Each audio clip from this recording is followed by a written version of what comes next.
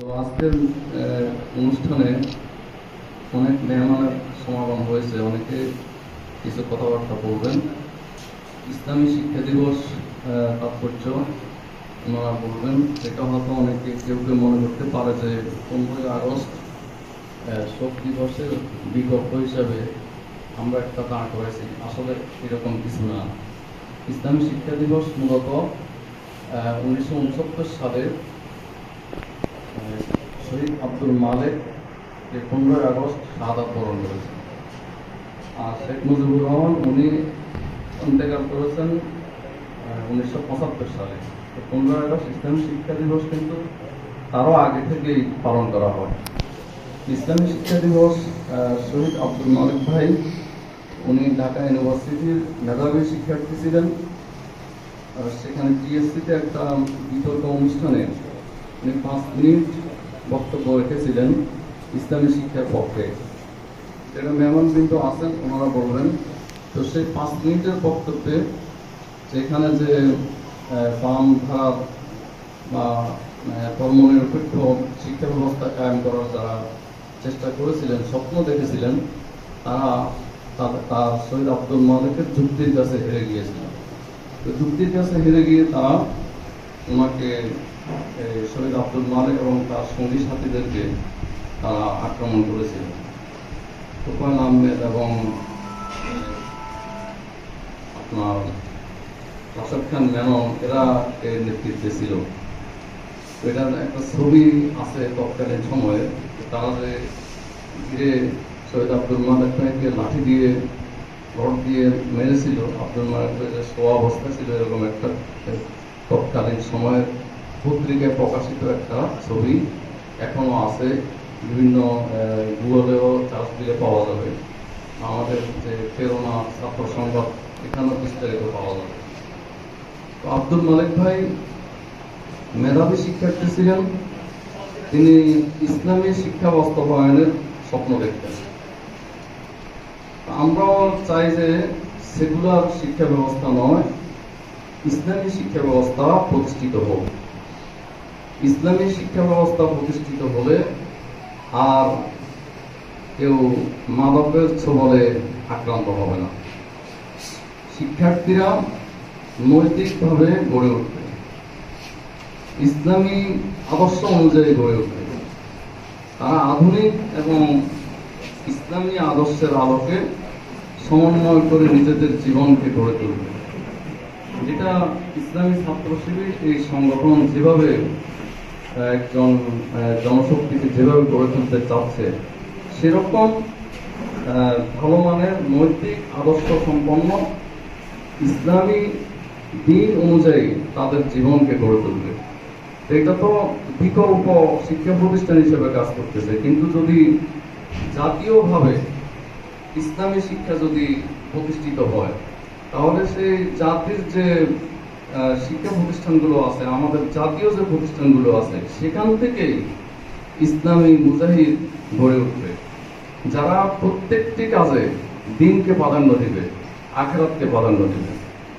এরকম নাগরিক আমাদের সমাজ থেকে গড়ে উঠবে। তবে এ ধরনের শিক্ষা ব্যবস্থা মুসলমানদের জন্য খুবই প্রয়োজন, ইমানের দাবি। এটা কোনো সাধারণ ব্যাপার নয়। শিক্ষা হচ্ছে মানুষের একটা মৌলিক চাহিদার অন্যতম চাহিদা। শিক্ষা এটাতেই মূলত সংস্কার আনতে হবে। ইসলামী শিক্ষা ব্যবস্থা প্রতিষ্ঠিত করার জন্য, ইসলামী শিক্ষা ব্যবস্থা চালুর জন্য আমরা ব্যাপকভাবে এটাকে জনমত সৃষ্টি করতে হবে। তাহলে শহীদ আব্দুল মালেকের সেই স্বপ্ন বাস্তবায়ন হবে। শহীদ আব্দুল মালেক ভাই ইসলামী শিক্ষার জন্য জীবন দিয়েছেন। তিনি বাংলাদেশে ইসলামী শিক্ষা ব্যবস্থা কায়েমের জন্য যিনি প্রথম জীবন দিয়েছেন, এই ইসলামী শিক্ষার প্রথম শহীদ হচ্ছেন শহীদ আব্দুল মালেক। আমরা যারা সেই অনুসারী, আমাদেরকেও ইসলামী শিক্ষা ব্যবস্থা আমরা সর্বতভাবে মন থেকে আমাদেরকে চাইতে হবে। বাতিল শিক্ষা ব্যবস্থা যে মানুষের জন্য ক্ষতিকারক, বাতিল শিক্ষা ব্যবস্থা যে ধর্মনিরপেক্ষ শিক্ষা ব্যবস্থা যে ক্ষতিকারক, সেটা আমাদেরকে মন থেকে উপলব্ধি করতে হবে। তরুণ সমাজকে বুঝতে হবে যে ইসলামী শিক্ষা ব্যবস্থাই আমাদের জন্য উপকারী।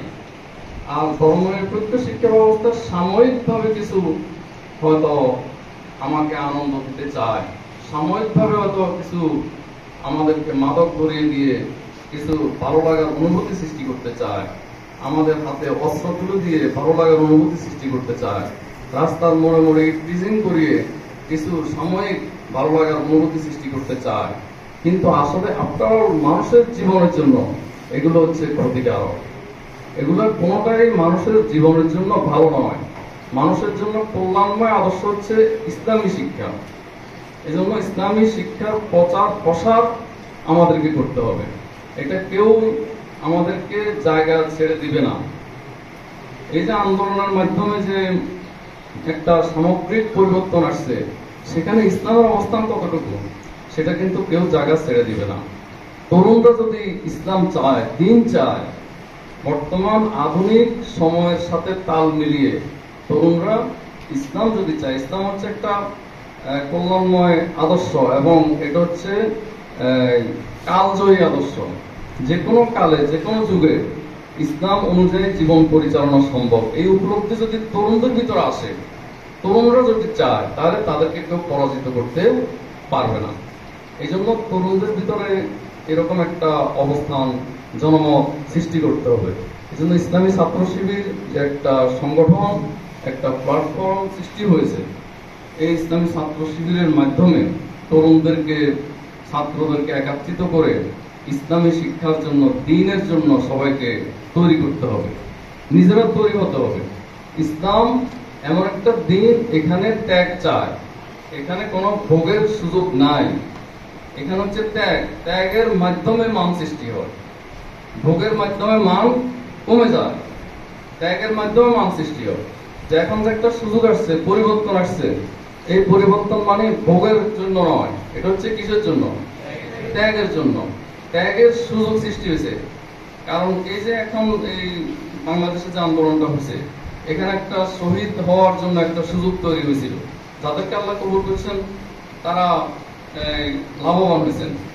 এখানে একটা শহীদ হওয়ার সুযোগ সৃষ্টি হয়েছে। শহীদ তো আর যেখানে সেখানে যেমনি এমনি হওয়া যায় না। তাকে নিচে মাথা দিয়ে দিলে কি শহীদ হওয়া যাবো?